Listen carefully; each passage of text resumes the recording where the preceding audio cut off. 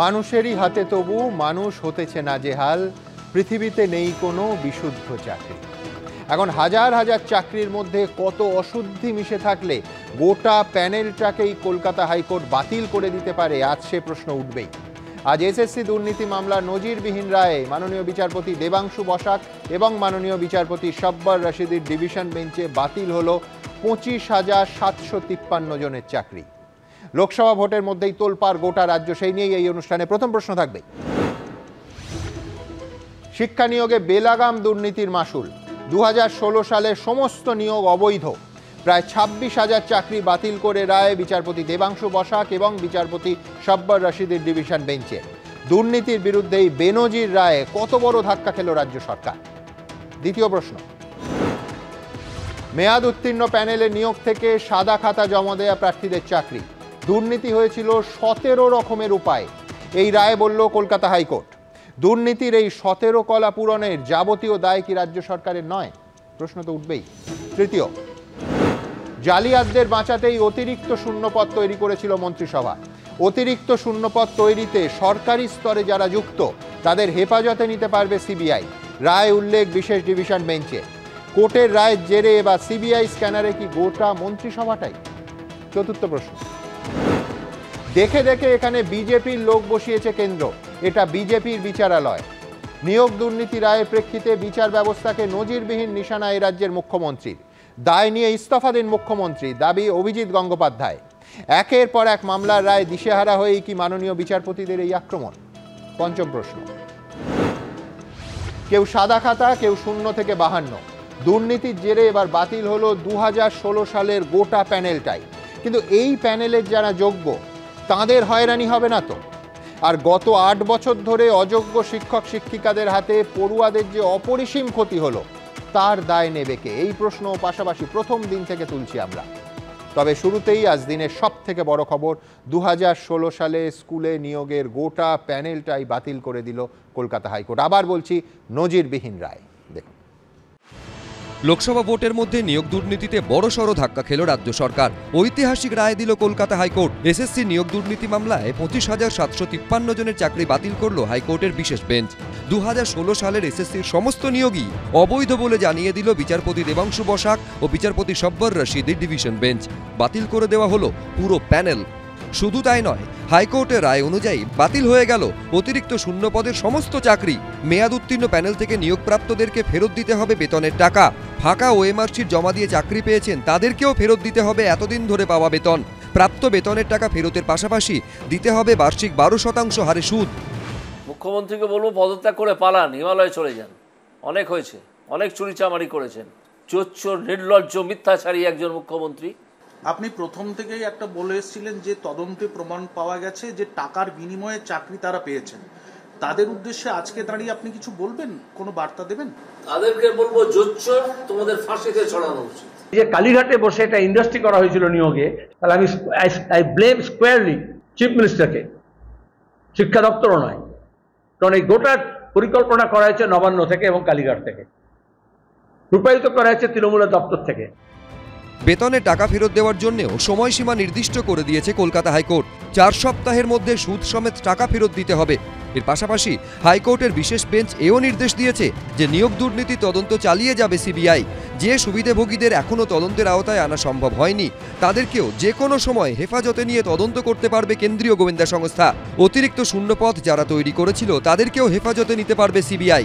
তৃণমূল মানে দুর্নীতি, দুর্নীতি মানে তৃণমূল। দুর্নীতি আর তৃণমূল মিলেমিশে একাকার হয়ে গেছে। গোটা দলটা দাঁড়িয়ে আছে দুর্নীতির উপরে। 23,000-26,000 ছেলে মেয়ে মানে 1.5 লক্ষ 2 লক্ষ পরিবার। আবার বলে কিনা 4 সপ্তাহের মধ্যে টাকা ফেরত দাও। আজকে তোমরা যারা কাজ করো চেয়ারে বসে সরকারি টাকায়, তারা বলো যে আজকে চাকরি করে আজ যদি কেউ রায় দিয়ে বলে সবটা ফেরত দাও, ফেরত দিতে পারবে? রায়টা একতরফা রায় হয়েছে বিজেপির কথায়। যেহেতু ইলেকশন চলছে, আজকে 8 বছর বাদে আপনাদের মনে হলো ইলেকশনের সময় 26,000 ছেলে মেয়ের চাকরি খেয়ে নি।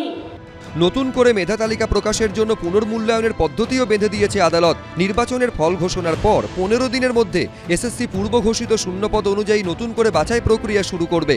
সৌভিক মজুমদার, বিটন চক্রবর্তী, সন্দীপ সরকার, এবিপি আনন্দ। দেখুন, কলকাতা হাইকোর্টের আজকের এই ঐতিহাসিক রায়ের প্রেক্ষাপটটা কিন্তু তৈরি হয়েছিল অবসরপ্রাপ্ত প্রাক্তন বিচারপতি অভিজিৎ গঙ্গোপাধ্যায় তাঁর এজলাস থেকে। সেখান থেকে যাকে বলে বলটা গড়ানো শুরু হয়েছিল। এই অনুষ্ঠানের একেবারে শুরুতেই আমি চলে যাব প্রাক্তন বিচারপতি অভিজিৎ গঙ্গোপাধ্যায়ের কাছে। আমি যদি বলি যে 17 নম্বর ঘর থেকে আজকের রায়ের বলটা গড়ানো শুরু হয়েছিল কলকাতা হাইকোর্টেরই 17 নম্বর ঘর থেকে, যেখানে আপনি, আমার মনে আছে আজ থেকে 2 বছর আগে একটা সাক্ষাৎকারে আমায় বলেছিলেন যে, আমি জিজ্ঞেস করেছিলাম যে মুড়ি মুড়কির মতো আপনি সিবিআই দিয়েছেন। আপনি বলেছিলেন মুড়ি মুড়কির মতো দুর্নীতি হয়েছে, সেই জন্য আমার মুড়ি মুড়কির মতো সিবিআই তদন্তের নির্দেশ দিতে হয়েছে। আজকে প্রায় 300 পাতার এই রায়ে জাস্টিস গাঙ্গুলি, আজকে দেখা যাচ্ছে যে সিবিআই তদন্ত এই বিষয়ে কন্টিনিউ করবে এবং সংশ্লিষ্ট কোর্টে 3 মাসের মধ্যে আবার রিপোর্ট দেবে। 1, 2 হচ্ছে আপনি বিভিন্ন পর্যায়ে ধাপে ধাপে, আমি যদি যোগে খুব ভুল না করি, মোটামুটি কম বেশি 5000 যারা অযোগ্য পরীক্ষার্থী, যারা ভুয়ো পরীক্ষার্থী, যারা অস্বচ্ছ উপায়ে ঢুকেছে, তাদের চাকরি বাতিল করেছিলেন। আজকে এক ধাক্কায় 25,000-এরও বেশি, অর্থাৎ পুরো প্যানেলটা বাতিল হয়ে গেল। কোথাও কি আজকে আপনার মনে হচ্ছে যে আপনার রায়, আপনি আর বিচারপতির পদে নেই, আপনি তমলুকের বিজেপি প্রার্থী, কিন্তু কোথাও আপনার সেই রায় মান্যতা পেল? কোথাও আপনার মনে হচ্ছে কি যে বৃত্তটা সম্পূর্ণ হলো? হ্যাঁ, আমার মনে হচ্ছে যে বৃত্তটা সম্পূর্ণ হলো। যে জোচ্চুরি আমার চোখের সামনে ধরা পড়েছিল, যখন আমি বুঝেছিলাম, দেখতে পাচ্ছিলাম যে যারা যোগ্য প্রার্থী তারা চোখের জল নিয়ে ঘুরে বেড়াচ্ছেন, আর অযোগ্য প্রার্থীদের কাছে টাকার বিনিময়ে শূন্য পদ বিক্রি করা হয়েছে, চাকরি বিক্রি করা হয়েছে, তখন ব্যাপক তদন্তের নির্দেশ দেওয়া ছাড়া আর কোনো উপায় ছিল না। সেটা দিয়েছিলাম, যার ফলে সমগ্র শিক্ষা দপ্তরের বড় বড় মাথারা, তাও তো এখনও প্রাথমিকটা শুরু হয়নি, হবে, তারা জেলের মাটিতে গড়াগড়ি খাচ্ছেন। তারই মধ্যে এই দুর্বৃত্ত দলটি, তৃণমূল কংগ্রেস, তারা সুপ্রিম কোর্টে যায়, কোটি কোটি টাকা খরচা করে সব মামলায়, যখনই যায় করে বিভিন্ন সময় বিভিন্ন স্টে অর্ডার সাময়িকভাবে আনে, কখনো কখনো স্টে অর্ডার পাইও নি। তার আগে কলকাতা হাইকোর্টের, আমি তো সিঙ্গেল বেঞ্চে ছিলাম, ডিভিশন বেঞ্চে যায়, সেখানে কোনো মামলাতেই স্টে পায়নি। সুপ্রিম কোর্ট কোনো মামলা খতিয়ে দেখার জন্যে স্টে দিয়েছিল। শেষ পর্যন্ত সুপ্রিম কোর্ট 19টা মামলা কলকাতা হাইকোর্টের কাছে ফেরত পাঠায় এই জাজমেন্ট দিয়ে যে এটাকে পাবলিক ইন্টারেস্ট লিটিগেশন হিসেবে ট্রিট করে একটা স্পেশাল ডিভিশন বেঞ্চ গঠন করে এর শুনানি করতে হবে এবং শুনানির সময় বেঁধে দেয় কত দিনের মধ্যে এই রায়টা হবে। এই যে মিথ্যেচারী মহিলা, যার নাম মমতা বন্দ্যোপাধ্যায়, একটু আগে আপনারা শোনালেন না একটা তার ভাষণ, মিথ্যে কথা ছাড়া যিনি কিছুই বলতে পারেন না, তিনি বললেন যে 8 বছর বাদে আপনাদের মনে পড়ল যে 16,000 26,000 ছেলের চাকরি খেতে হবে। ওনাকে কারা এসব শেখান নাকি নিজেই সব শেখেন, ভুলভাল ঠিক বুঝে উঠতে পারি না। সে যাই হোক, এগুলো তো মিথ্যে কথা। সুপ্রিম কোর্টে তো আপনারা গিয়েছিলেন, কেন গিয়েছিলেন? আমি যখন জাজমেন্ট দিয়েছিলাম এতজন লোকের চাকরি যাবে, সেই জায়গায় এতজন লোককে, যারা প্রকৃত প্রার্থী তাদেরকে নিতে হবে, তখন মেনে নেননি কেন? তাহলে আজ থেকে, তখন তো ইলেকশন ছিল না, আজ থেকে 2 বছর আগে আপনারাই তো ডিলে করে ভেবেছিলেন খুব জোর বেরিয়ে যাবেন। আপনারা আজকে নগ্ন হয়ে রাস্তায় ঘোরাফেরা করছেন। আপনি এবং আপনার দালাল মুখপাত্রেরা জেনে রাখুন, মমতা দেবী, যে আপনাদের জোচ্চুরি ধরা পড়ে গেছে, চোর ধরা পড়ে গেছে, এই যে চোর চোর শব্দ চতুর্দিকে উঠেছে, তৃণমূল মানে চোর, সেই চুরি ধরা পড়ে গেছে। আপনার শিক্ষা ব্যবস্থাটা ধ্বংস করে দিলেন। আপনার এই শিক্ষা ব্যবস্থা সম্বন্ধে কোনো ধারণা নেই। কারণ আমার মনে হয় আপনি এবং আপনার ওই ভাইপো বন্দ্যোপাধ্যায় বলে একটা ছেলে আছে, কালকা যোগী, বড় বড় কথা বলে, তাদের বোধহয় ক্লাস 8-এর বেশি বিদ্যা নেই এবং তারপর তার বিদ্যা বুদ্ধি আর বাড়েনি। আমরা মাঝে মাঝে বলি না যে বুদ্ধিটা গোড়ালিতে বা হাঁটুতে, আপনাদের ওই জায়গায় রয়ে গেছে। আপনারা পশ্চিমবঙ্গের শিক্ষা ব্যবস্থাটা শেষ করে দিলেন। আরে পশ্চিমবঙ্গে 6টা নোবেল আছে, 6টা। আপনার মতো কবিতা লিখে কেউ নোবেল পায়নি, তার চেয়ে একটু ভালো লিখেছিলেন। আপনি তো বিরাট লিখেছেন। অভিজিৎবাবু, এইখানে আমি দ্বিতীয় প্রশ্নে আসবো, সেটা হচ্ছে আমার তারিখটাও মনে আছে, 25শে নভেম্বর 2022 আপনি আপনার এজলাসে ওই 17 নম্বর ঘরে রাজ্যের শিক্ষা সচিব মনীষ জৈনকে ডেকে পাঠিয়েছিলেন। আপনি তাকে প্রশ্ন করেছিলেন যে এই যে অতিরিক্ত শূন্যপদ, যেটা প্রথম মানে এই নিয়ে বিতর্ক আপনার মামলাতেই শুরু হয়, অতিরিক্ত শূন্যপদ কেন তৈরি করা হয়েছে, এবং আপনি তাকে প্রশ্ন করেন যে আপনার কি মনে হয় না যে ক্যাবিনেটের এই সিদ্ধান্ত নেওয়াটা একেবারে একটা সংবিধান বিরোধী কাজ হয়েছে। আমি বলছি যে আপনি পাশাপাশি এটাও তার কাছে জানতে চান যে যখন ক্যাবিনেট মেম্বাররা এই সিদ্ধান্তে একমত হয়ে সই করেছেন তখন কি কেউ তাদের সতর্ক করেনি।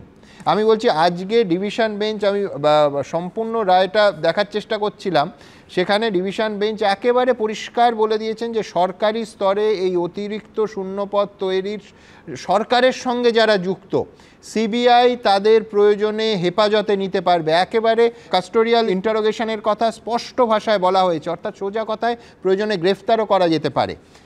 273 নম্বর পাতায় একেবারে এই ভাষায় খুব স্পষ্ট করে বলা হয়েছে, if necessary CBI will undertake custodial interrogation of such persons involve.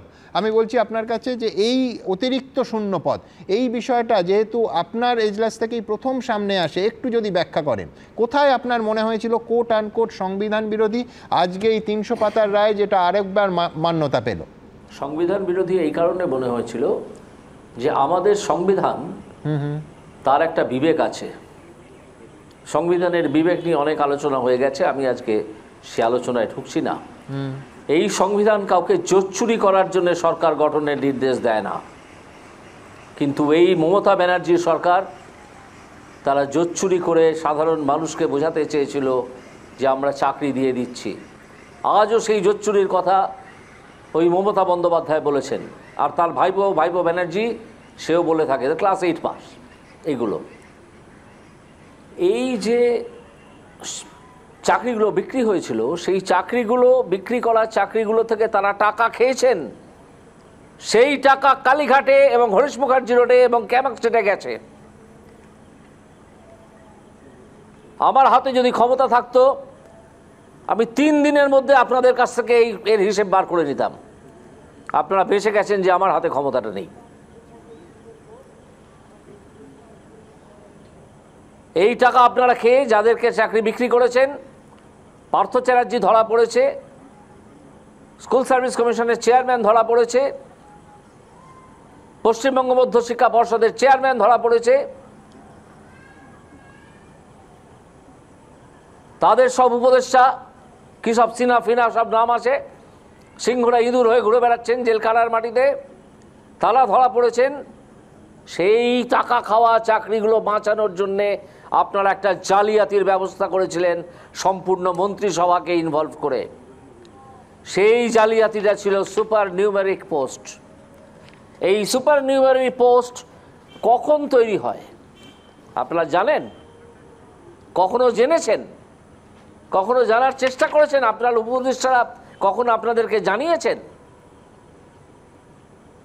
যেখানে স্বাভাবিক পোস্টের চাকরি আপনারা বিক্রি করেছেন, যাদেরকে চাকরি থেকে মুহূর্তের মধ্যে সরিয়ে দেওয়া যায়, দিয়ে যারা রাস্তায় রাস্তায় ঘুরে বেড়াচ্ছে, মাতঙ্গিনী হাসদার মূর্তির তলায় বসে আছে, তাদেরকে চাকরিগুলো দেওয়া যায়, সেটা না দিয়ে ওই জালিয়াতদের টাকা খাওয়া আপনাদের যে চাকরি সেগুলোকে বজায় রাখার জন্যে আপনারা সুপার নিউমেরিক পোস্ট তৈরি করেছিলেন। কোন গাউন পড়া জালিয়াতের দালালের মাথা থেকে কথা বেরিয়েছিল আমি জানি না। আমার একটা প্রশ্নের উত্তরও আপনার প্রিন্সিপাল সেক্রেটারি সেদিন দিতে পারেননি। থরথর করে কাঁপছিলেন কোর্টে দাঁড়িয়ে। শুধু বেঁচে গিয়েছিলেন আপনাদের একজন আইনজীবী আছে, তার নামও অভিষেক। দুঃখের বিষয়, অভিষেক মনু সিংভি, তিনি একদম প্রথমে কোর্ট বসার সঙ্গে সঙ্গে কোর্টকে মেনশন করে কি বুঝিয়েছিলেন তা আমি জানি না, একটা সাময়িক স্থগিতাদেশ পেয়েছিলেন।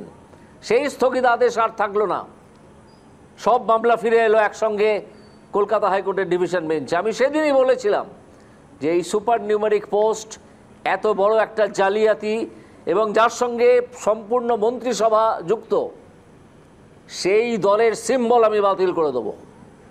তখন তাদের অনেক দালাল, সব স্কোয়ার ফুট ফায়ার ফুট কি সব নাম, তাদের অনেক দালাল চেঁচিয়েছিলেন যে আমাদের সিম্বল বাতিল করে দেবে বলেছে।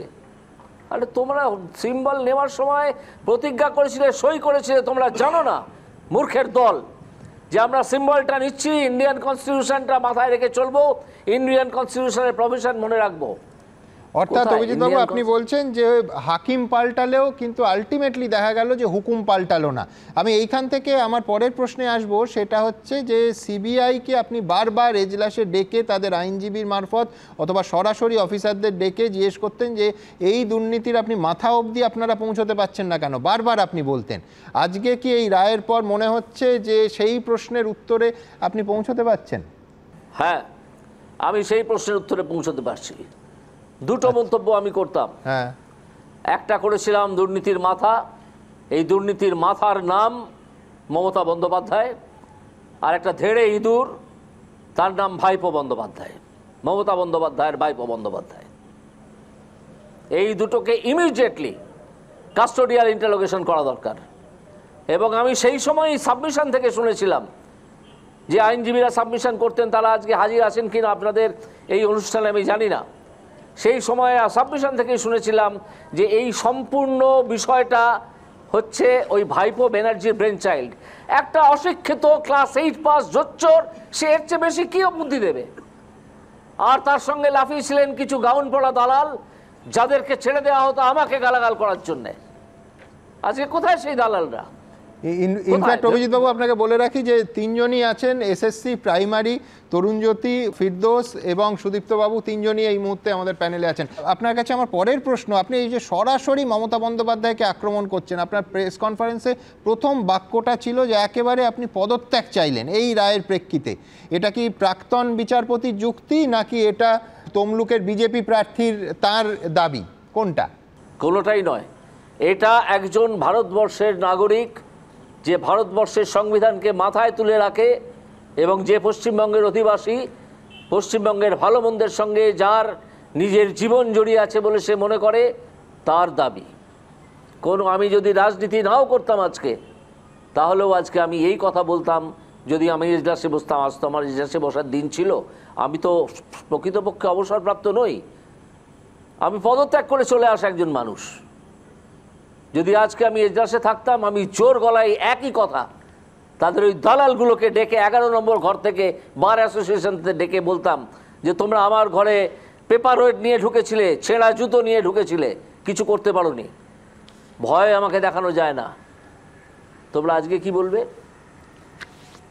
দালাল, জোচ্চোর, এই মানুষটিকে আমি, এই মমতা বন্দ্যোপাধ্যায়কে আমি আর আমাদের পশ্চিমবঙ্গের মুখ্যমন্ত্রী হিসেবে মানতে রাজি নই। আমি তাকে আর কখনো মুখ্যমন্ত্রী বলবো না, আমি তাকে মমতা বন্দ্যোপাধ্যায় বলবো।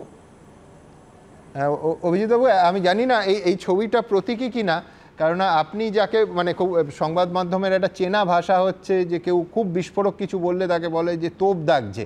আপনি কামানের পাশে, আমি জানি না ওটা মহিষা দলের আমরা যে কামানের আশেপাশে ছবি তুলতাম সেই কামানটি কিনা, কিন্তু একটা কামানের পাশে বসে আপনার ফ্রেমে কামানটিকেও দেখা যাচ্ছে। আপনি যে তোপ দাগছেন নিঃসন্দেহে সেটা বিরোধী নেতা এবং প্রার্থী হিসেবে আপনার সঙ্গে যাচ্ছে। কিন্তু এইখানে আমার প্রশ্ন যে আজকে আমার শেষ প্রশ্ন আপনার কাছে, কোথাও কি আফসোস হচ্ছে যে আপনি যদি আইনের পরিধির মধ্যে থাকতেন, বিচারপতি থাকতেন, এই ধরনের মামলা পেতেন, তাহলে আপনি আরও মানে মানুষকে ন্যায় বিচার দিতে পারতেন, আপনি যদি পদত্যাগ না করতেন? সরাসরি রাজনীতিতে না আসতেন? ন্যায় বিচার দেওয়ার জন্যে বলছি আমি, ন্যায় বিচার দেওয়ার জন্যে কলকাতা হাইকোর্টে আরও অনেক সক্ষম বিচারপতি আছেন। দু একজন কুলাঙ্গার সর্বত্রই থাকে, তাদের কথা বাদ দিন। সক্ষম অনেক বিচারপতি আছেন, তারা ন্যায় বিচার দিচ্ছেন এবং দেবেন। আমি সাধারণ মানুষের কাছে নেমে এসেছি আজকে সেখান থেকে, এবং আমার কোনো আক্ষেপ নেই। আমি আজকে আওয়াজ তুলেছি, মমতা বন্দ্যোপাধ্যায় দূর হটো, চলো পশ্চিমবঙ্গ থেকে ভাগো এখান থেকে। পশ্চিমবঙ্গের ইতিহাস হচ্ছে বিধান রায় থেকে বুদ্ধদেব ভট্টাচার্য পর্যন্ত মুখ্যমন্ত্রীত্বের ইতিহাস। আপনি কে? ক্রমাগত মিথ্যে কথা বলে চলেন। কোন মুখ্যমন্ত্রী এত মিথ্যে কথা বলেছেন? আমরা কেউ শুনিনি। আমার জ্যোতিবাবুর সময় থেকে বুদ্ধদেব ভট্টাচার্যর সময় অবধি স্পষ্ট মনে আছে, প্রতিটা বক্তব্য কাউকে এত মিথ্যে কথা বলতে শুনিনি। এত মিথ্যে কথা বলে আপনি মুখ্যমন্ত্রী পশ্চিমবঙ্গের, চলে যান এখান থেকে, নয়তো আপনাকে আমরা তাড়িয়ে দেবো, এটা জেনে রাখুন। অভিজিৎবাবু, অনেক অনেক ধন্যবাদ আমাদের এতটা সময় দেওয়ার জন্য। আমরা 17 নম্বর এজলাস অর্থাৎ প্রাক্তন বিচারপতি অভিজিৎ গঙ্গোপাধ্যায়ের এজলাসের কথা বললাম। 17টা, বুঝলেন, আজকের দিনে খুব গুরুত্বপূর্ণ সংখ্যা। তার কারণ এই যে বিপুল রায়, 300 পাতার প্রায় রায়, তার 259 নম্বর পাতায় 17টা একেবারে স্পষ্ট কিভাবে দুর্নীতি হয়েছিল। কেন বলছি আমি 17 নম্বর? তার কারণ শুধুমাত্র এই বলটা 17 নম্বর এজলাস থেকে রোল হওয়া শুরু করেছিল তা নয়, দুর্নীতি 17টা পন্থার কথা এই রায়ে কলকাতা হাইকোর্ট বলছে। আমি দ্রুত একবার গ্রাফিক্সের মাধ্যমে ঠিক কিভাবে এই বিপুল দুর্নীতি হয়েছে বলে কলকাতা হাইকোর্ট মনে করছে আপনাদের সামনে রাখার চেষ্টা করব। 17টা পন্থা। 16 কলায় লোকে বলে সম্পূর্ণ একটা বৃত্ত সম্পূর্ণ হয়। 16 কলা, দুর্নীতির 16 কলা। এখানে আমরা বলছি দুর্নীতির 17 কলা। দেখুন, দুর্নীতির 17 কলা। কলকাতা হাইকোর্টের যে রায়, তাতে 17টা পন্থার কথা বলা হচ্ছে। তার প্রথম পন্থা হচ্ছে গোপন টেন্ডার। সংবিধানের 14 এবং 16 নম্বর ধারা অমান্য করে গোপন টেন্ডারে ওএমআর মূল্যায়নকারী সংস্থা নাইসাকে বেছে নেয় এসএসসি। নিঃসন্দেহে প্রথমটাই মারাত্মক। দ্বিতীয় পন্থা কি ছিল? দ্বিতীয় পন্থা ছিল নিয়োগে প্রশ্ন। নাইসার তরফে ওএমআর স্ক্যানের জন্য নিয়োগ করা হয় ডেটা স্ক্যানটেক নামক একটি সংস্থাকে, অর্থাৎ সাবলিস করা হয়। নিঃসন্দেহে এইটা দুর্নীতির দ্বিতীয় পন্থা মনে করছে কলকাতা হাইকোর্ট। তৃতীয় পন্থা নিয়োগ অস্বীকার। ওএমআর স্ক্যান করা হতো এসএসসির অফিসে, অথচ ডেটা স্ক্যানটেককে নিয়োগ করার কথা সম্পূর্ণ অস্বীকার করে এসএসসি, একেবারে হাইকোর্টে দাঁড়িয়ে। ভাবুন। চতুর্থ পন্থা ওএমআর নষ্ট। আসল ওএমআর শিট নষ্ট করে দেয় এসএসসি। মারাত্মক অভিযোগ, ক্রিমিনাল অফেন্স। আসল ওএমআর শিট এসএসসি নষ্ট করে দেয়, ভাবুন একবার। পঞ্চম পন্থা ওএমআর নিরুদ্দেশ। তদন্তে নেবে এসএসসি সার্ভারে কোনো ওএমআরের স্ক্যান খুঁজেই পায়নি সিবিআই। মারাত্মক। বারবার কোর্টে বলা হয়েছে, কোর্ট খুঁজেছে, সিবিআই খুঁজে পায়নি। ষষ্ঠ পন্থায় যাব, প্রমাণ লোপাট। সার্ভারে ওএমআরের স্ক্যান করা ছবি না রেখেই আসল ওএমআর নষ্ট করে ফেলে এসএসসি, ভাবতে পারেন। সপ্তম পন্থা ওএমআরে ভুয়ো দাবি। 2018 থেকে 2023 পর্যন্ত যারা রাইট টু ইনফরমেশন অ্যাক্টের মাধ্যমে আবেদন করেন, সেই আবেদনকারীদের ওএমআরের স্ক্যান কপি দিয়ে এসএসসি দাবি করত যে এগুলো সমস্ত তাদের ডেটাবেসে ছিল, কিন্তু এসএসসির সার্ভারে এই রকম কোনো ওএমআরের স্ক্যান কপি খুঁজেই পায়নি সিবিআই। আবার বলছি, একেবারে নির্লজ্জ মিথ্যাচার উল্লেখ করেছে কলকাতা হাইকোর্ট। এটা অষ্টম পন্থা। পদ কম, নিয়োগ বেশি। 4টি ক্যাটেগরিতেই ঘোষিত শূন্য পদের থেকে বেশি সংখ্যক প্রার্থী নিয়োগ করে স্কুল সার্ভিস কমিশন। নবম পন্থা কি ছিল? নাম নেই, চাকরি আছে। প্যানেলে নাম নেই এমন প্রার্থীদের সরাসরি নিয়োগ করছে এসএসসি। ভাবুন একবার, গ্রস ইরেগুলারিটি। প্যানেলে নাম নেই এরম প্রার্থীদের এসএসসি নিয়োগ করছে। দশম পন্থা সাদা খাতায় চাকরি। আপনাদের মনে থাকবে, একবার এজলাসে একটা অডিও টেপ শোনানো হয়। তাতে একজন এজেন্ট, একজন দালাল, সে পরীক্ষার্থীকে বলছে যে লিখবেন না, সাদা খাতা জমা দিন, তাতে আমার চাকরি করে দিতে সুবিধা হবে। ভাবুন, সাদা খাতায় চাকরি, খালি ওএমআর, অর্থাৎ সাদা খাতা জমা দিয়েও চাকরি মিলেছে। দেখব 11 নম্বর পন্থা এক্সপায়ার চাকরি। মারাত্মক। প্যানেলের মেয়াদ শেষ হয়ে যাওয়ার পরও সেখান থেকে চাকরি দেয় এসএসসি। 12 নম্বর কি ছিল? 12 নম্বর ছিল তালিকায় শেষে চাকরির শুরুতে। মেধা তালিকার প্রথমে থাকা যোগ্য প্রার্থীদের বদলে অগ্রাধিকার দেওয়া হয় শেষের দিকে থাকা প্রার্থীদের, মানে যোগ্যদের সঙ্গে চূড়ান্ত অবিচার। 13 নম্বর পন্থা, মেধা তালিকার নাম্বার গোপন। কুকীর্তি লুকোতে প্রার্থীদের নাম্বার সহ মেধা তালিকা কখনোই প্রকাশ্যে আনেনি এসএসসি, এটাও মারাত্মক। 14 নম্বর পন্থা কি ছিল? বেআইনি কাউন্সেলিং।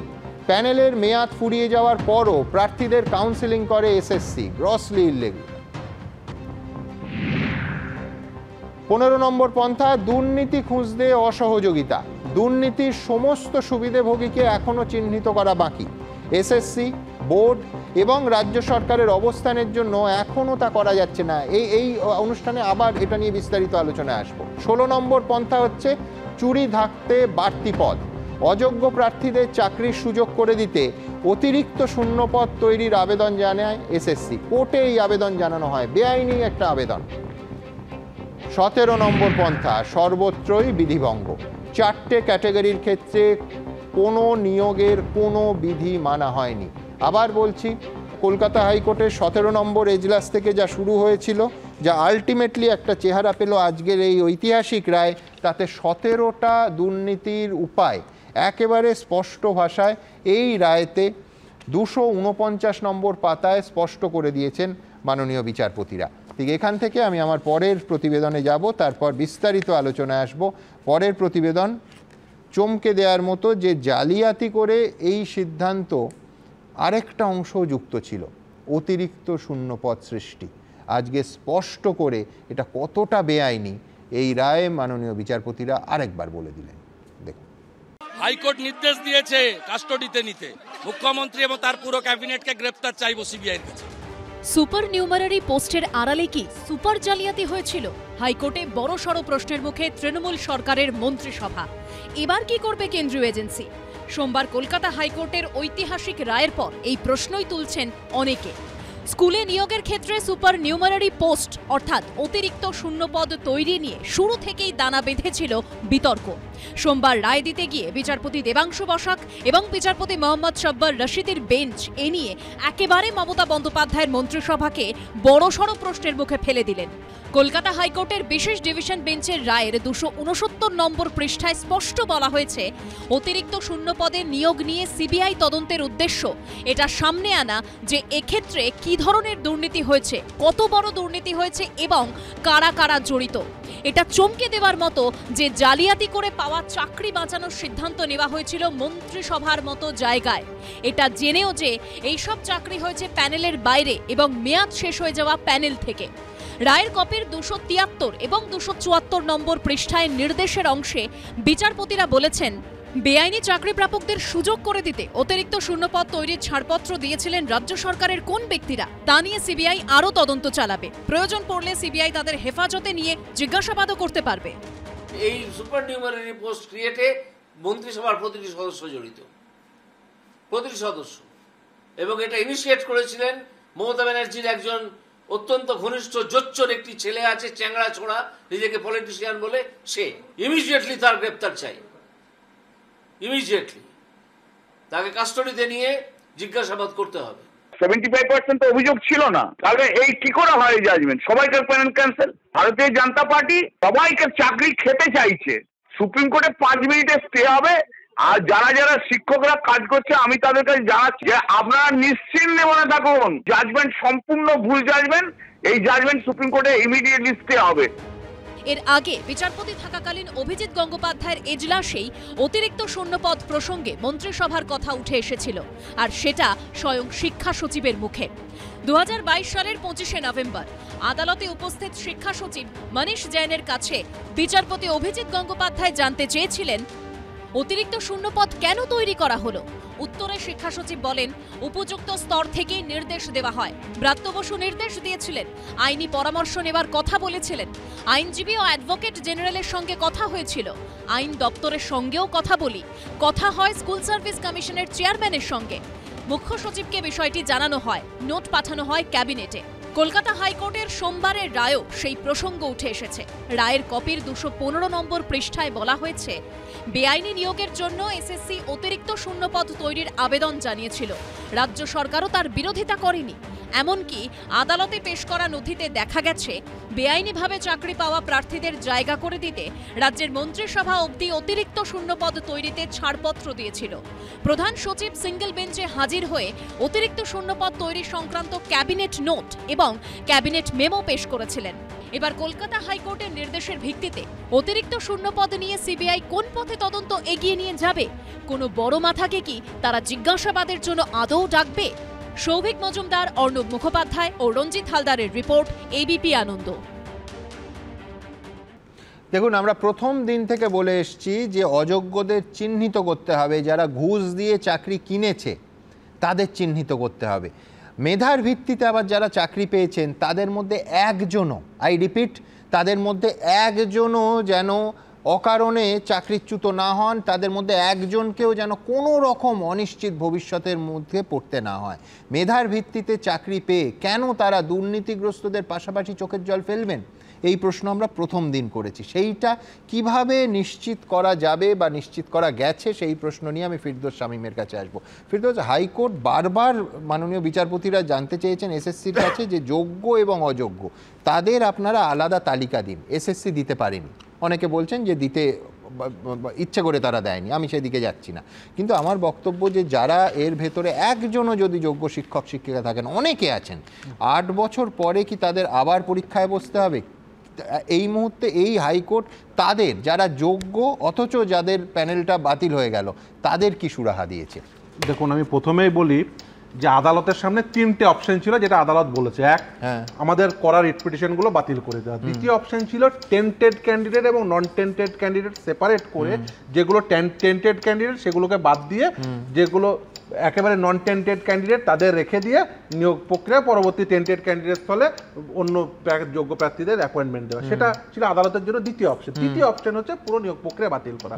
এবার বলি, এসএসসি স্কুল সার্ভিস কমিশনের সঙ্গে সঙ্গে বোর্ড অ্যাজ ওয়েল এজ স্টেটের কাছে বারবার এফিডেভিট চেয়েছে। একদম এসএসসি দেখুন এই রায়ের 204 নম্বর পেজে চলে যান, স্কুল সার্ভিস কমিশন সে ডাটা দিয়েছিল, সেই স্ট্যাটিস্টিক্যাল ডাটায় দেখবেন একদম কলাম করে দেওয়া হয়েছে। একদম দেখুন এখানে যে কলাম দেওয়া আছে, এই কলামে দেখুন এক্সেস অ্যাপয়েন্টমেন্টের কোনো কলাম আছে?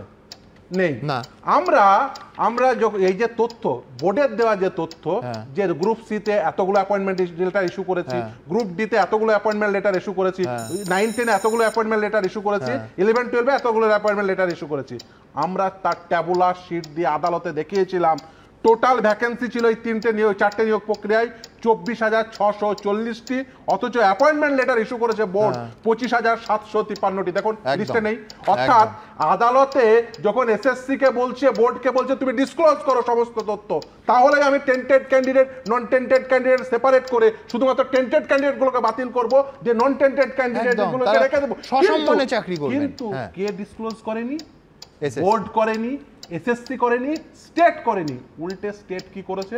স্টেট এই যে অযোগ্য চাকরি প্রাপক তাদের চাকরি বাঁচানোর জন্য ক্যাবিনেট ডিসিশন নিয়েছে যে সুপার নিউমেরিক পোস্ট তৈরি করব। আপনার কাছে নিশ্চিতভাবে সেই সুপার নিউমেরিক পোস্ট তৈরির সেই ক্যাবিনেট মেমোরেন্ডামটি আছে। ক্যাবিনেট মেমোরেন্ডাম খুলে দেখুন কি বলেছে। ক্যাবিনেট মেমোরেন্ডাম বলছে যে গোটা রাজ্য জুড়ে ইললিগাল অ্যাপয়েন্টমেন্ট হয়েছে, তার কগনিজেন্স নিল। তারপরে তাদের বিরুদ্ধে কি ব্যবস্থা গ্রহণ করা হবে, মমতা বন্দ্যোপাধ্যায় সরকার তাদের বিরুদ্ধে একটা শব্দ ব্যবহার করলো না। আচ্ছা বলুন তো, সংবিধানের শপথ নিয়ে কোন মন্ত্রিসভা এ কথা বলতে পারে যে ইললিগাল অ্যাপয়েন্টমেন্ট হয়েছে? হ্যাঁ, I sit tight about the matter. Just illegal অ্যাপয়েন্টমেন্টটাকে হাইড করার জন্য স্কুল সার্ভিস কমিশন একটা এফিডেভিট দিল, ববিতা সরকারের ম্যাটারে ক্যান 6, সে কথা উল্লেখ করা আছে। সেখানে কি বললো? এই যে সুপার নিউমেরিক পোস্ট দুটো কাজে ব্যবহৃত হবে। এক, যেগুলো রিমেনিং আছে তাদেরকে চাকরি দেওয়ার। দ্বিতীয় কথাটা অত্যন্ত ডেঞ্জারাস, যার উপর দায়িত্ব ন্যস্ত আছে স্কুল সার্ভিস কমিশনকে যোগ্য প্রার্থীদের নির্বাচিত করবে, তারা বলছে এই পদটি ব্যবহৃত হবে অযোগ্য চাকরি প্রাপকদের চাকরি বাঁচানোর জন্য। আদালত সিবিআই তদন্তের নির্দেশ দিয়েছিলেন, আজকে আবার সেই নির্দেশ দিয়েছেন। এবং এই যে সাবপ্যারা 8 আপনি এতক্ষণ পড়ে শোনাচ্ছিলেন, বলেছে এর সঙ্গে যারা যারা ইনভলভ হেফাজতে নিয়ে জিজ্ঞাসাবাদ করতে হবে। একটা কথা বলে শেষ করি, যদি আদালতে সত্যি সত্যি স্টেট, এসএসসি এবং বোর্ড যদি টেন্টেড ক্যান্ডিডেটদের আইডেন্টিফাই করে দিত, কারণ তারাই পারবে, তারাই জানে কার কাছ থেকে টাকা নিয়েছে, তারাই জানে যে কে কে টেন্টেড ক্যান্ডিডেট, তারা সেটা পুরোপুরি ডিসক্লোজ করে দেননি। তাদের দেওয়ার ট্যাবুলার শিটের পরেও আমরা দেখিয়েছি এর পরেও দুর্নীতি আছে। তারা যদি করতো তাহলে এই বিড়ম্বনায় যারা যোগ্য তাদের পড়তেই হতো না, মাথা উঁচু করে তারা সসম্মানে চাকরি করতে।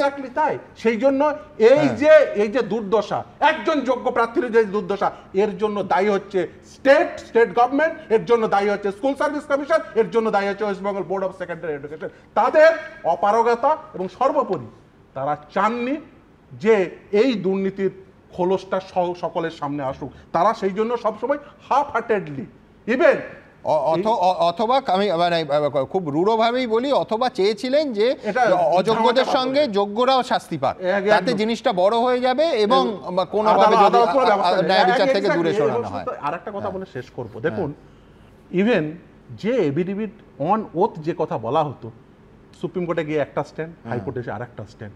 অন ওথ বলছে মিরর কপি ইমেজ আমরা রেখেছিলাম, এসে সুপ্রিম কোর্টে গিয়ে অন ওথ সেটা বলছে, অথচ তারা বলছে আমাদের কাছে কপি নেই। আমার মক্কেল 8টাই অ্যাপ্লিকেশন করছে, সেই অ্যাপ্লিকেশনের জবাবে ওএমআর শিট আসছে, আবার বলছে আমরা ওএমআর শিট ওই স্ক্যান কপি রাখিনি। একদম, তাহলে স্ট্যান্ডটা কোন স্ট্যান্ড? আমি এখানে পরিষ্কার বলছি, আবার আমরা বলছি যে অযোগ্য এবং যারা চাকরি দিয়ে পয়সা দিয়ে ঘুষ দিয়ে চাকরি কিনেছেন প্রত্যেককে চিহ্নিত করে তাদের শাস্তির ব্যবস্থা করেছেন মহামান্য কলকাতা হাইকোর্ট। কিন্তু পাশাপাশি একজন যোগ্য তার যেন চোখের জল না পড়ে, একেবারে প্রথম দিন থেকে এই কথা আমরা বলে এসেছি। এই পুনর্মূল্যায়নের বিষয়টা ঠিক কিভাবে পুনর্মূল্যায়ন হতে পারে? এই রায়ে প্রায় 300 পাতার এই রায়ে ঠিক কি বলা হয়েছে দেখাবো। যাদের কাছ থেকে টাকা নিয়েছে তাদেরও লস হলো, তাদের টাকা কি তারা ফেরত পাবে?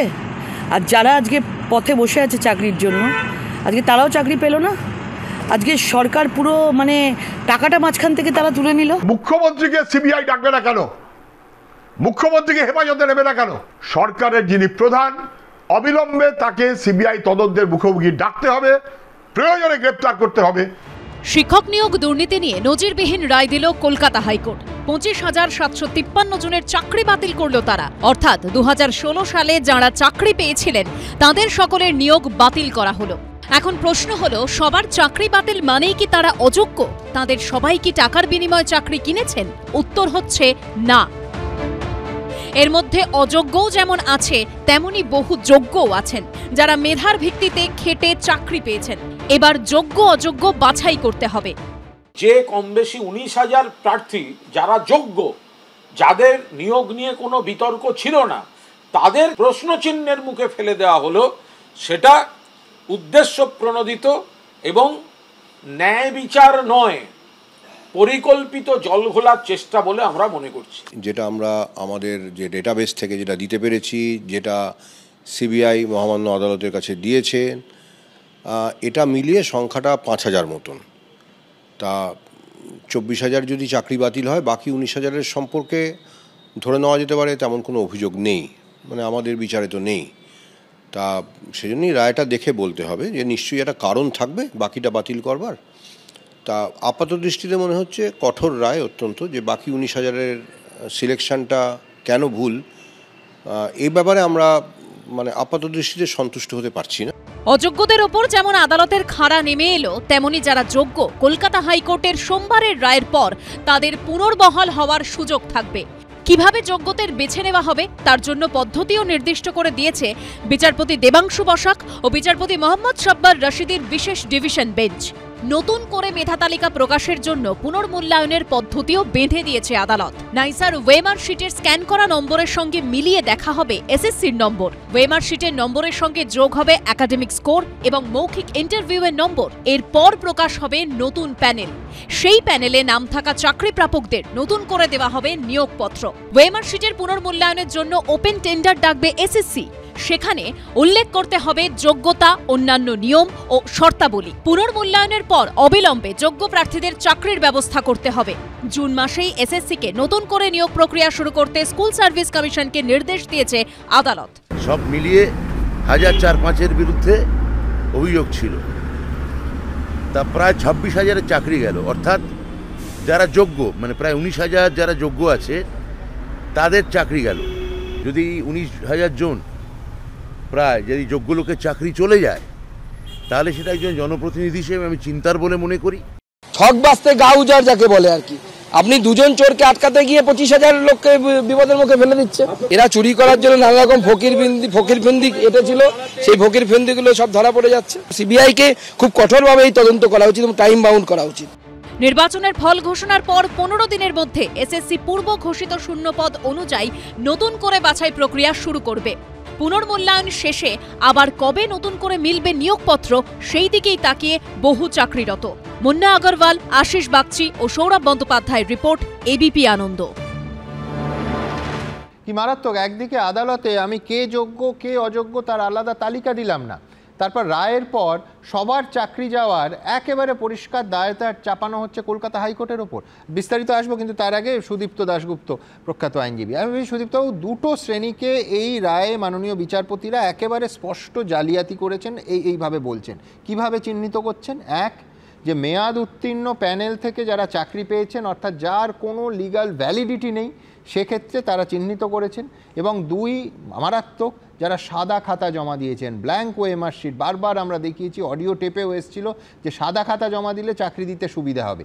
অর্থাৎ 8 বছর অবধি এদের ক্ষেত্রে এই রায় সুদীপ্তবাবু বলা হলো যে 8 বছরে যত আমার আপনার করের টাকায় যত টাকার বেতন তারা পেয়েছেন এবং সুযোগ সুবিধে পেয়েছেন, রাজ্যের কোষাগার থেকে যে টাকাটা তারা নিয়েছেন, বার্ষিক 12% সুদ সমেত আজ থেকে 4 সপ্তাহের মধ্যে তাদের ফেরত দিতে হবে। অর্থাৎ নিশ্চিত কোর্ট এখানে হয়েছেন। এটাও একটা জেনারেলাইজ করা হচ্ছে যে সবার দিতে হবে, সবার দিতে হবে না। স্পষ্টভাবে দুটো শ্রেণী, একটা হচ্ছে যারা মেয়াদ উত্তীর্ণ প্যানেল থেকে চাকরি পেয়েছেন, আরেকটা হচ্ছে যারা সাদা খাতা জমা দেওয়া হয়েছেন, তাদের এই টাকাটা জমা দিতে হবে। একেবারে কড়া পদক্ষেপ নিঃসন্দেহে। কিন্তু পাশাপাশি সুদীপ্তবাবু, মমতা বন্দ্যোপাধ্যায় বলছেন এমনভাবে পুরো জিনিসটাকে রাখা হচ্ছে শাসক দলের তরফে যে এটা যেন সবাইকে দিতে হবে। প্রথমত এটা সবাইকে দিতে হবে না, আপনি বললেন দুজনকে, তিনজনকে দিতে হবে। এক, যারা ব্ল্যাঙ্ক ওএমআর জমা দিয়েছে। দুই, যারা প্যানেল এক্সপায়ারির পরে চাকরি পেয়েছে। তিন, যাদের নাম প্যানেলে নেই তারা চাকরি পেয়েছে। এই 3 ক্যাটাগরিকে তাদের টাকা ফেরত দিতে হবে, কারণ তারা যে নিয়োগপত্র পেয়েছিল, আর এটা বলা হচ্ছে 8 বছর। আপনাকে আমি বলে দিই, এটাও মিথ্যে কথা বলা হচ্ছে রাজ্য সরকার থেকে। তারা চাকরি পেয়েছে 2019 সাল থেকে। তারা 4 বছরের মতন বা 4 বছরের একটু বেশি চাকরি করছে। তাই এই যে প্রথম দিন তারা যে চাকরিটা পেয়েছে, সেই চাকরিটা পাওয়ারই তারা যোগ্য না। তাই তাদের একদম প্রথম দিন থেকে যে করের টাকা, আমার আপনার করের টাকা যেটা পেয়েছে সেটা ফেরত দেওয়ার নির্দেশ দিয়েছে, কারণ সেই চাকরি পাওয়ার তারা যোগ্যই নয়। এবার এখানে একটা বিষয় আপনাকে বলি, সব জায়গায় আমি দেখলাম এইখানে বলছে যে 19,000 জেনুইন। তাহলে আপনারা যদি জানতেন যে 5,000 6,000 বেআইনি, তাহলে আপনারা কেন প্রথমেই সেটাকে বাতিল করলেন না? যদি প্রথমেই সেটা বাতিল করতেন তাহলে আজকে এই জায়গায় আসতো না। এই যে যারা যোগ্য তারা আজকে এই তাদের যে চোখের জল সেটা পড়তো না। আর শুধু যোগ্য, অর্থাৎ সুদীপ্তবাবু আপনি বলছেন এই যে দুধ কা দুধ পানি কা পানি করার যে দায়িত্ব, যেটা এখন কৌশলে কলকাতা হাইকোর্টের ওপর চাপানো হচ্ছে, সেই দায়িত্বটা ছিল এসএসসির। মানে সিদ্ধার্থবাবু যদি 19,000 সংখ্যাটা জানতেন, তিনি তালিকা দিলেই তাহলে তাদের চোখের জল পড়তো না। 19,000 সংখ্যাটা না সুমনদা, যদি 5,000 সংখ্যাটা উনি দিতেন, সেখান থেকে একদম 19,000 পেয়ে যেত। ইচ্ছাকৃত করেনি, এটা ইচ্ছাকৃত করেনি। এর কারণটাই হলো, প্রথমে 2019 মে 2022 সালে ক্যাবিনেট মানে মন্ত্রিসভা ঠিক করলো, মেনে নিল যে দুর্নীতি হয়েছে। তাদের কি করা উচিত ছিল? দুর্নীতি হয়েছে, আমরা এটা জানতে পেরেছি, আমরা বাতিল করে দিচ্ছি। তারা কি করলো না, দুর্নীতি হয়েছে, আমরা এই দুর্নীতিটা রেখে দেবো, এর জন্য পোস্ট ক্রিয়েট করলো। তার মানে তারা ডিরেক্টলি এই দুর্নীতিগ্রস্ত যে চাকরি প্রার্থী বা দুর্নীতি প্রক্রিয়াকে তারা স্যাংটিটি দিয়ে দিল, ক্যাবিনেট স্যাংটিটি করলো, এবং তার জন্যই কিন্তু আজকে এই অবস্থা। আরেকটা ইম্পর্টেন্ট কথা, সবাই বলছে 19,000 চাকরি প্রার্থীর চোখের জল। একবারও কেউ ভাবছে না total group C, group D, 9, 10, 11, 12 মিলিয়ে 30 লক্ষ চাকরি প্রার্থী অ্যাপ্লাই করেছিল।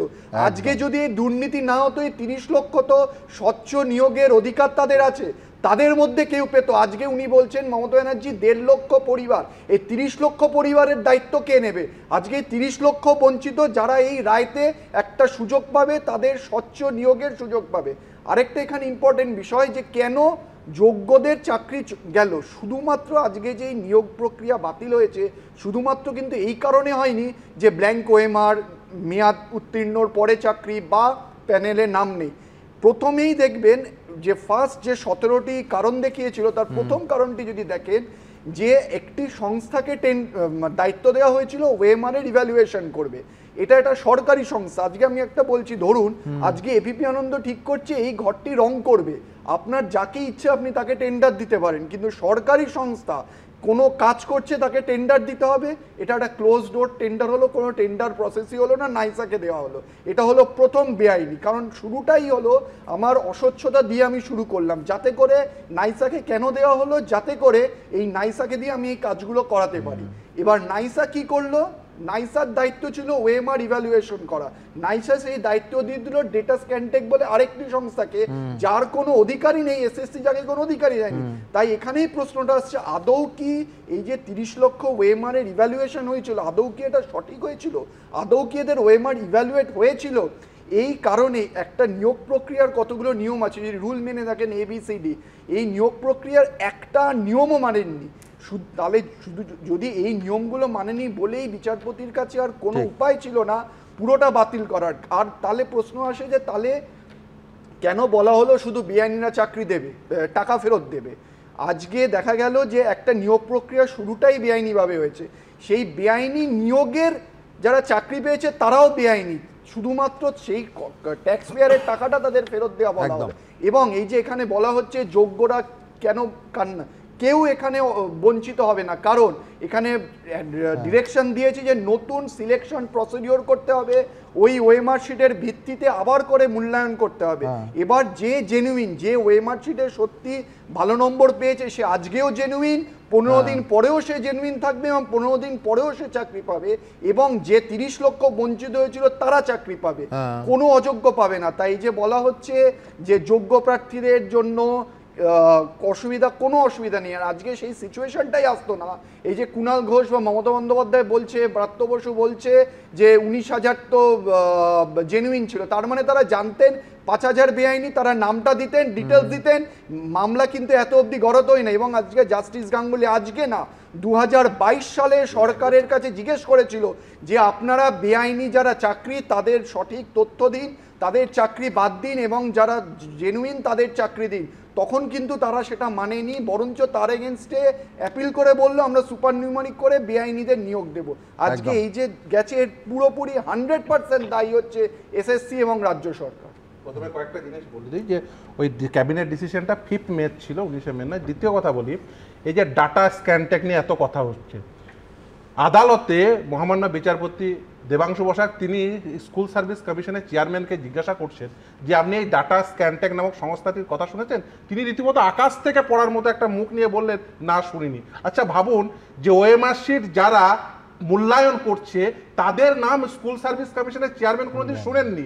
নাইসা অন্য একটি সংস্থাকে, নাইসাকে অ্যাপয়েন্ট করেছে এসএসসি ক্লোজ ডোর একটা টেন্ডারের মাধ্যমে, এবং আপনি দেখলে অবাক হয়ে যাবেন যে সেই টেন্ডার নোটিশ সাধারণত কি হয়, একজনকে টেন্ডারের দায়িত্ব দিলেন, ধরুন আজকে আপনি টেন্ডারটি দিলেন, তাহলে যাকে টেন্ডার পৌঁছে দেবেন একটা সময় লাগে, দিনের দিন প্রতিটি tender, group C, group D, 9, 10, 11, 12 সব দিনের দিন সেখানে অ্যাজিভ সেখানেই বসেছিলেন মানে তাদের প্রতিনিধি, এবং একই ব্যক্তি সেই একই ব্যক্তি সই করে নিচ্ছেন। এবং শুধু তাই নয়, এই ডাটা স্ক্যানটেককে কোনোদিন এসএসসি এনগেজই করেননি। এবার ভাবুন যে ধরুন এসএসসি আজকে বলছে যে এই 24,000 জনকে তারা রেকমেন্ডেশন দিয়েছেন, বোর্ড বলছে এই 25,753 জনকে অ্যাপয়েন্টমেন্ট দিতে।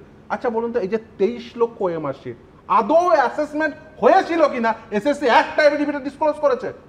করেনি। অর্থাৎ যাদেরকে এনগেজ করলেন ওই ওএমআর শিটে এভ্যালুয়েশন করার জন্য, তারা ঠিকমতো এভ্যালুয়েশন হতেই পারে যে যেগুলো লেফট আউট যে ওএমআর শিট তাদের মধ্যে অনেক যোগ্য প্রার্থী আছে। ঠিক ঠিক ঠিক। ফলে আপনি যে মূল্যায়ন সেটা যদি সঠিক না হয় তাহলে তো দুজনের কথা থেকেই যেটা বুঝতে পারছি একদম যে যেভাবে 25,000 বা 26,000 বলা হচ্ছে এবং তার সঙ্গে 1 লাখ পরিবার ধরে 1-1.5 লাখ বলা হচ্ছে, কিন্তু আসলে এই চূড়ান্ত দুর্নীতিতে বঞ্চিত তো মানে শুধু পরীক্ষার্থী ধরলেও প্রায় 23 থেকে 30 লক্ষ পরিবার, 23 থেকে 30 লক্ষ পরীক্ষার্থী, মানে তাদের গোটা পরিবার নিয়ে সেই অঙ্কটা কোথায় পৌঁছে যাবে? অর্থাৎ আমি যে মুহূর্তে একজন অযোগ্যকে পয়সার বিনিময়ে চাকরি দিচ্ছি সেই মুহূর্তে সমস্যার শুরু। তার কারণ আমি একই সঙ্গে ওই 30 লক্ষ যারা পরীক্ষায় বসছে কার্যত তাদের সবাইকে বঞ্চিত করছি। আমি আসবো, সুজিতবাবু বলছিলেন যে এবিপি আনন্দের এখানে রং করলে দেখুন স্বচ্ছতার একটা, আমরা প্রাইভেট সংস্থা, তা সত্ত্বেও যদি আমায় রং করাতে হয় আমি মিনিমাম 3টে টেন্ডার কল করে তারপর তার স্বচ্ছতার জন্য, এরা তো সরকারি প্রতিষ্ঠান একদম, মানে আমি বলছি 3টে টেন্ডার নিয়ে তবে আমরা যে কোনো স্টুডিওর কাজ হয়। আমি বলছি কিন্তু সরকারের যাদের এটা করার দায়বদ্ধতা তারা কি করলো? আমি ঠিক এই জায়গা থেকে আমার পরের প্রতিবেদনটা রাখবো, তারপর বিস্তারিত আলোচনায় আসবো। সেটা হচ্ছে 3টে হার্ড ডিস্ক। দেখা গেছিল যে 0 বা 1 নম্বর যারা পেয়েছেন সেই প্রার্থীরা কোনো জাদু বলে, এই ঘণ্টাখানেক সঙ্গে সুমন অনুষ্ঠানেই দেখেছিলাম কেউ 51, কেউ 52, কেউ 53 পেয়েছে। অর্থাৎ ওই অরিজিনাল ওএমআর শিট যেটার একটা বড় অংশ ধ্বংস করে দেওয়া হয়েছে সেইটার সঙ্গে এসএসসির যে তালিকা দিয়েছিল নাম্বারের তার বিন্দুমাত্র যোগ ছিল না। অথবা এইভাবে ভাবা যায় যে অরিজিনাল যারা শূন্য খাতা দিয়েছিল, আমি ওই অডিও টেপটার কথা বারবার আজকে মনে পড়ছে, তার কারণ ওতে একটি বাক্য ছিল, সাদা খাতার মজাই আলাদা। এই ছিল দুর্নীতি। একটা ছোট্ট বিরতিতে যেতে যেতে আমি দেখাবো যে এই 3টে হার্ড ডিস্কের গল্পটা, যেখানে বিস্তারিত এই 300 পাতার রায় যার উল্লেখ করা হয়েছে। দেখুন, উনি এর চেয়ে ভালো ছিল যদি পকেটমারি করতেন, আর ডাকাত দল করে যদি ডাকাতি শুরু করতেন, এই রাজনীতি না করে, তাহলে এই অবস্থায় রাজ্য পড়তো। 3টি হার্ড ডিস্কে পাওয়া ওএমআর শিট যদি এখনো পর্যন্ত আপলোড করা না হয়ে থাকে বা আংশিক আপলোড করা হয়ে থাকে, তাহলে অবিলম্বে সাধারণ মানুষের দেখার জন্য এসএসসিকে তার ওয়েবসাইটে আপলোড করতে হবে। 2016 এসএসসির নিয়োগ দুর্নীতিকাণ্ডের ঐতিহাসিক রায়ে সোমবার এমনই নির্দেশ দিল হাইকোর্ট। ভোটের মাঝেই বিশাল ধাক্কা খেল তৃণমূল সরকার। এসএসসি নিয়োগ দুর্নীতিকাণ্ডে প্রথম থেকেই উঠে আসে ভয়ঙ্কর নম্বর কারচুপির অভিযোগ। একেবারে ফাঁকা ওএমআর শিট, একটা কালির আঁচড় পর্যন্ত নেই। অথচ শূন্য পাওয়া প্রার্থীদের নম্বর মূল্যায়নকারী সংস্থার হার্ড ডিস্ক থেকে জাদু বলে কমিশনের ওয়েবসাইটে হয়ে গেছিল 53। পরীক্ষার্থীদের কেউ 0, 1 বা 2 পেয়েছিলেন, অথচ কমিশনের সার্ভারে তাদের নম্বর দেখানো হয়েছিল 50, 52 কিংবা 53। আবার মূল্যায়নকারী সংস্থার সার্ভারে এক পরীক্ষার্থীর প্রাপ্ত নম্বর ছিল 40, অথচ দেখা যায় কমিশনের সার্ভারে তা কমে হয়ে গিয়েছে 10। আর এই কারসাজির নেপথ্যে গাজিয়াবাদের এক সংস্থার নাম উঠে আসে, নাইসা কমিউনিকেশনস প্রাইভেট লিমিটেড। এসএসসির গ্রুপ সি, গ্রুপ ডি, নবম, দশম এবং একাদশ দ্বাদশ শ্রেণীতে নিয়োগের ক্ষেত্রে ওএমআর শিট মূল্যায়নের বরাত দেওয়া হয়েছিল এই সংস্থাকে। নাইসার অফিস এবং সংস্থার এক প্রাক্তন কর্মী পঙ্কজ বনসলের গাজিয়াবাদের বাড়ি থেকে 3টি হার্ড ডিস্ক বাজেয়াপ্ত করে সিবিআই। কেন্দ্রীয় এজেন্সির দাবি, সেই 3টি হার্ড ডিস্কে ওএমআর শিটের স্ক্যান্ড কপি এবং প্রার্থীদের প্রাপ্ত নম্বরের তথ্য ছিল। চার্জশিটে সিবিআই দাবি করে নাইসার থেকে সমস্ত ব্যাকআপ ডেটা নেয় এসএসসি। সমস্ত ব্যাকআপ ডেটা নেওয়ার উদ্দেশ্য ছিল একটাই, যাতে নাইসা কমিউনিকেশনসের কাছে আর কোনো তথ্য না থাকে। প্যানেলে কারচুপি করে অযোগ্য প্রার্থীদের নাম তালিকায় ঢোকানো যায়। পরে এই সমস্ত ব্যাকআপ ডেটা ধ্বংস করে দেওয়া হয়। ফলে এসএসসির দফতরে তল্লাশি চালিয়েও কিছুই পাওয়া যায়নি। কিন্তু সিবিআই যখন নাইসার দফতরে হানা দেয়, তখন সেখানকার সার্ভার থেকে মেলে একাধিক ফাঁকা ওএমআর শিট। সেই ফাঁকা ওএমআর শিট দেখিয়েছিলাম আমরা। প্রমাণের কথা হচ্ছে ওএমআর শিট, খালি ওএমআর শিট, সেটা কলকাতায় যখন সার্ভারে পৌঁছলো 0 থেকে 51, 52, 53 হল। স্বয়ং বিচারপতি সিবিআইয়ের এই প্রাথমিক রিপোর্টের প্রশংসা করেছেন, যেখানে বলা হচ্ছে যে নবম, দশম, একাদশ, দ্বাদশ, গ্রুপ সি, গ্রুপ ডি সব কিছুতে নম্বরের পরিবর্তন করা হয়েছে 1, 2, কয়েকটা সাদা খাতা এই মুহূর্তে স্ক্রিনে দর্শকরা যেরকম দেখতে পাচ্ছেন, একটাতে উত্তর নেই। এমনকি যে পরীক্ষার্থী বসে কলম ছুঁয়েছে এইরকম প্রমাণ নেই। কয়েকটাতে 5টা কিংবা 6টা প্রশ্নের উত্তর দেওয়া আছে, যার ফলে কেউ 0, কেউ 1, 2 বা 3 পেয়েছেন। আর কার্যত দেখা যাচ্ছে যে সেই পরীক্ষার্থীর নম্বর যখন সার্ভার অবধি, কলকাতা অবধি এসে পৌঁছচ্ছে পঙ্কজদা, তখন 50, 51, 52, 53। অর্থাৎ এই ব্যাপারে একেবারে স্পষ্ট যে সরকারি চাকরির পরীক্ষায় সরকারি প্রতিষ্ঠানের শীর্ষ কর্তারা চূড়ান্ত জালিয়াতি করেছে। এরপর সরকারি পরীক্ষার ওপর ন্যূনতম ভরসা, ন্যূনতম বিশ্বাস থাকবে সাধারণ পরীক্ষার্থী। সিবিআই সূত্রে দাবি, কোনো প্রশ্নের উত্তর না দিয়ে এই ফাঁকা ওএমআর শিট জমা দিয়েও চাকরি পেয়েছিলেন অনেকে, আর প্রশ্নের উত্তর দিয়েও বহু প্রার্থী চাকরি পাননি।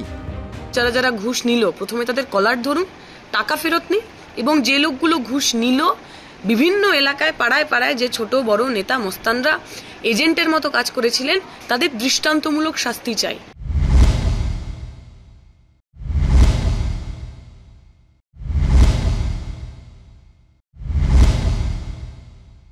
এইটাই আমরা আশা করছিলাম যে যারা অন্যায় করেছে, যারা ভুল করেছে তাদের বিরুদ্ধে ব্যবস্থা হোক, তাদের শাস্তি হোক ইত্যাদি, তদন্ত চলুক।